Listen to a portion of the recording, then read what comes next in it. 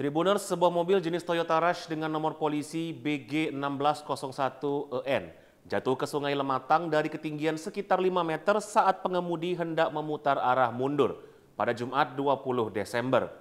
Kejadian ini diduga akibat kelalaian pengemudi yang tidak menyadari tidak adanya pembatas tembok di tepi sungai. Mobil yang dikemudikan Endang Mardiansyah, 45 tahun, warga Desa Sukacinta, Kecamatan Merapi Barat, Kabupaten Lahat ini terjun ke sungai sekitar pukul 5 pagi.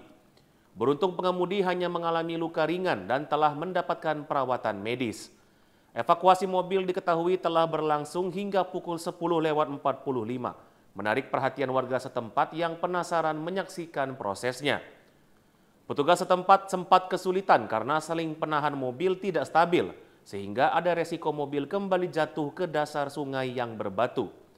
Kasat Lantas Polres Lahat AKP Agus Gunawan Setiahadi menyebut kecelakaan ini terjadi karena kurangnya kehati-hatian dan kompetensi pengemudi dalam berkendara.